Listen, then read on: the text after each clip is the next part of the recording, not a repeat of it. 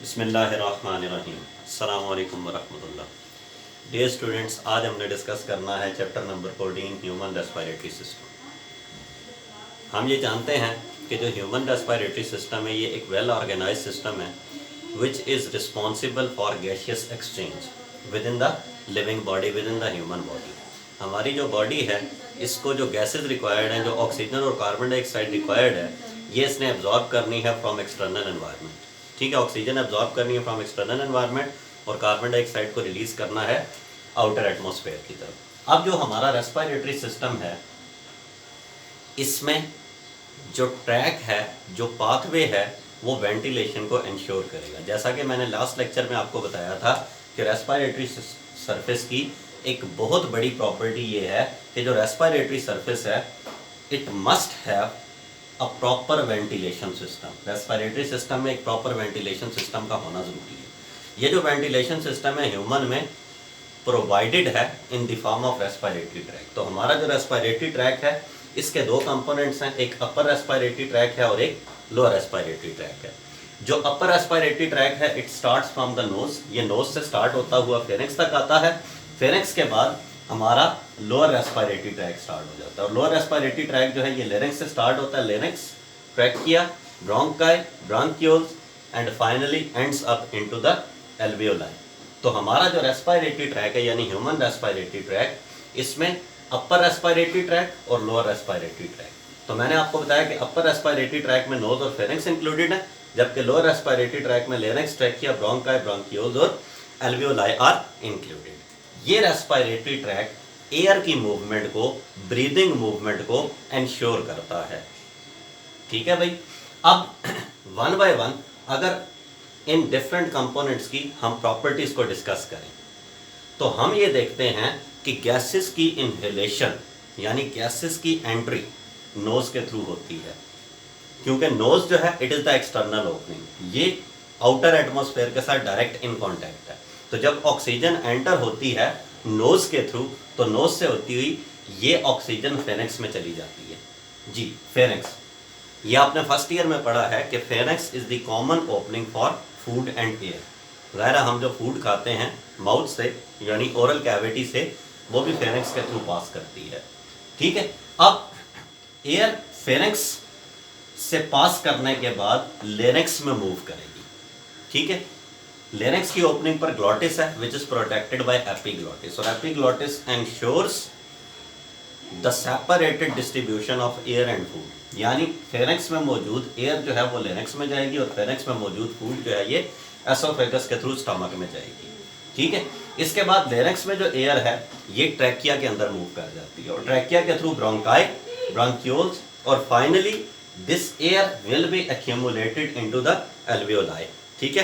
और जैसा कि लास्ट लेक्चर में मैंने बताया था कि alveoli have all the properties of respiratory surface. So human body में एल्वियोलस जो है it is acting as respiratory surface. तो एल्वियोलस जो है ये किसका काम करता है?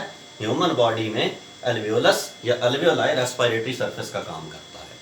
ठीक है। अब देखें एक बड़ी कॉमन सी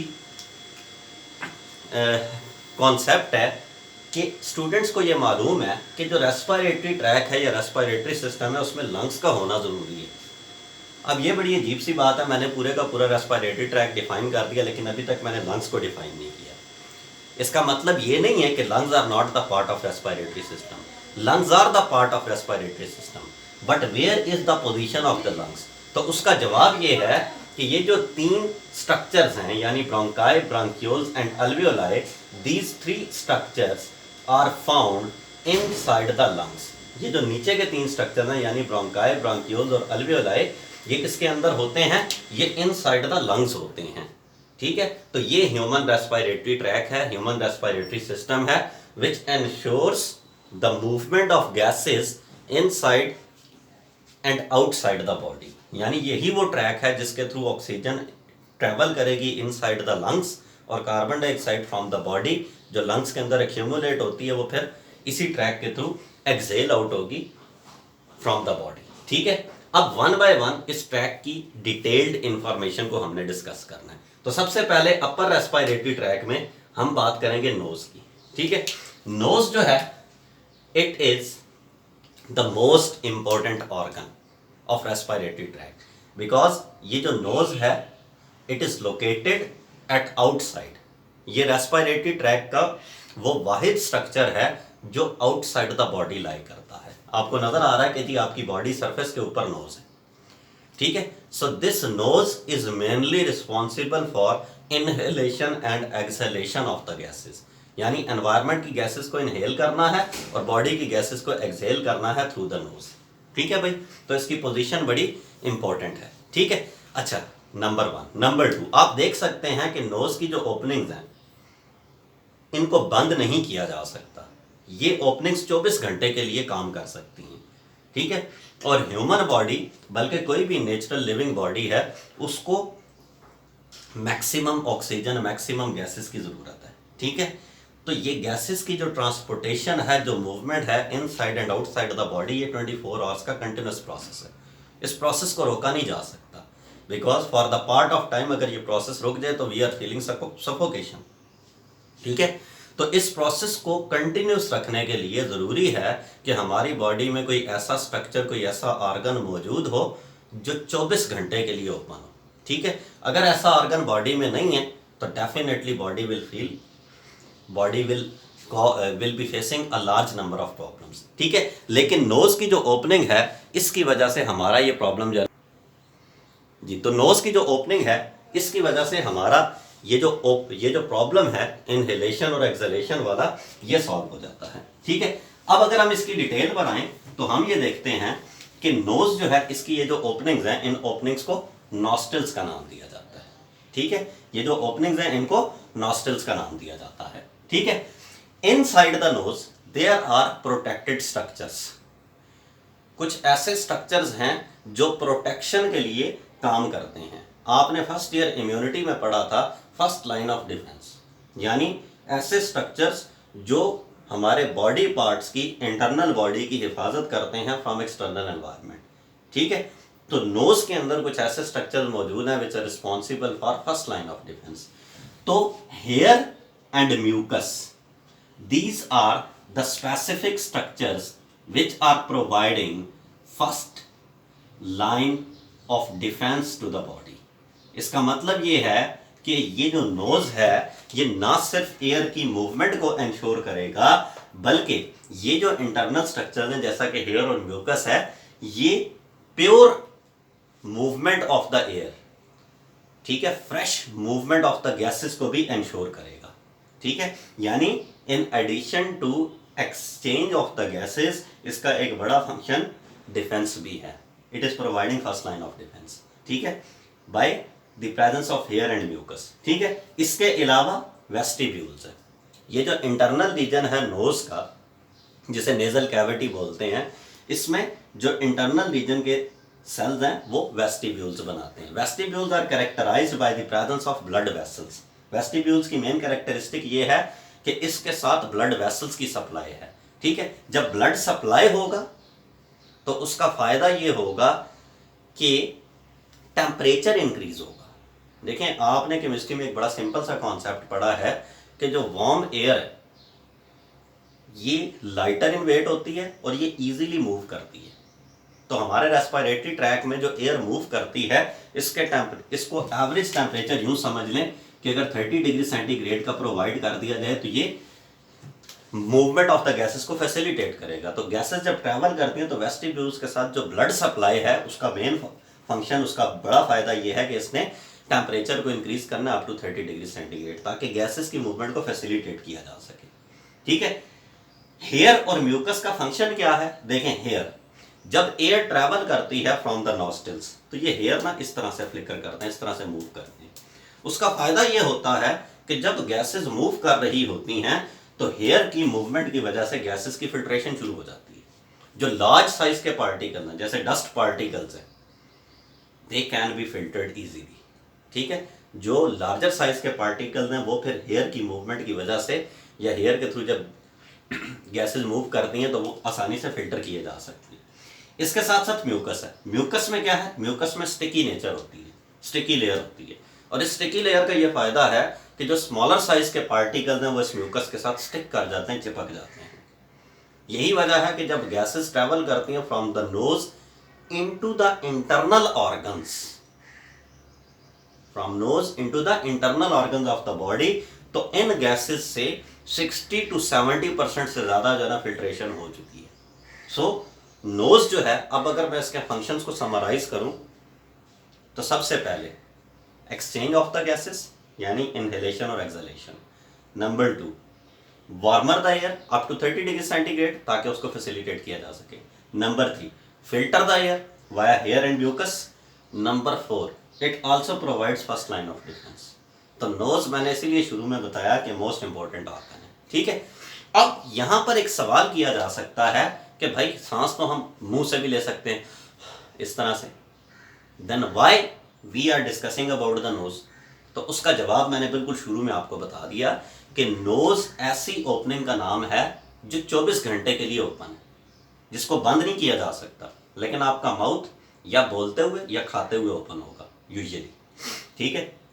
तो नॉर्मली आपका माउथ बंद होता है और हमारी बॉडी इतनी देर तक एयर का कट अवॉइड नहीं कर सकती, यानी हमारी बॉडी को मुसलसल एयर रिक्वायर्ड होती है। यही वजह है कि एक ऐसी ओपनिंग की ज़रूरत है जो 24 घंटे के लिए ओपन हो। तो नोज के जो नॉस्ट्रिल हैं ये चूंकि ऑल द टाइम ओपन है, इवन जब हम सो रहे हैं तब भी ओपन है, इसलिए this is the most important organ which is being discussed in respiratory tract या respiratory system. Otherwise inhalation mouth से भी होती है अप टू सम एक्सटेंट, लेकिन मोस्टली जो गैसेस की इनहेलेशन है वो नोज के थ्रू होती है, ठीक है भाई।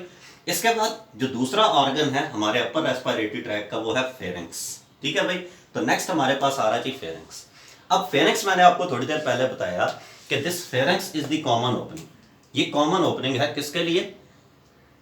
फूड और एयर के लिए, बिकॉज आपके माउथ से जो फूड है वो भी सबसे पहले एंटर होता है फेरिंक्स में, और आपके नोज से आने वाली एयर जो है वो भी सबसे पहले एंटर होती है फेरिंक्स में। कैसे?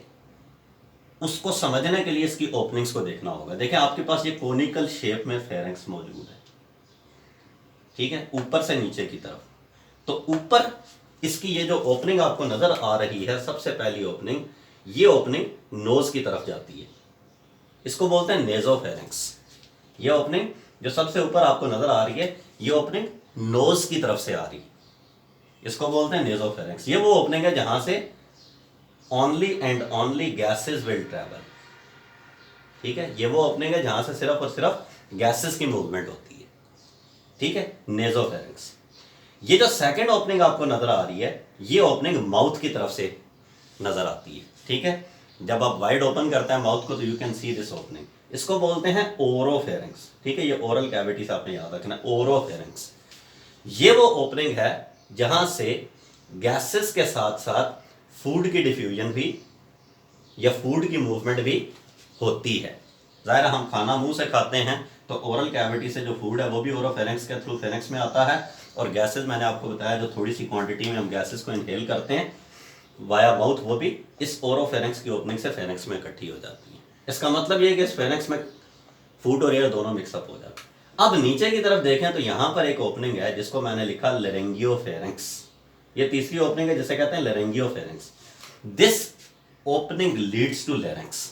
ये वो ओपनिंग है जो लेरिंक्स को लीड करती है, यानी इस ओपनिंग के बाद एयर ने लेरिंक्स में एंटर हो जाना है, ठीक है भाई। This is the opening which facilitates the movement of gases only. ये वो ओपनिंग है जो सिर्फ और सिर्फ गैसेस की मूवमेंट को अलाउ करती है, और इस मूवमेंट को कंट्रोल किया जाता है वाया एपिग्लोटिस। और बिल्कुल ये नीचे की तरफ अगर आप देखें तो ये ओपनिंग लीड कर रही है किसको? एसोफेगस को। और एसोफेगस की वो ओपनिंग है जिसमें सिर्फ और सिर्फ फूड की मूवमेंट पॉसिबल है, ठीक है, जिसमें सिर्फ और सिर्फ फूड की मूवमेंट पॉसिबल है, और इस मूवमेंट को भी कंट्रोल करना है एपिग्लोटिस ने, ठीक है भाई।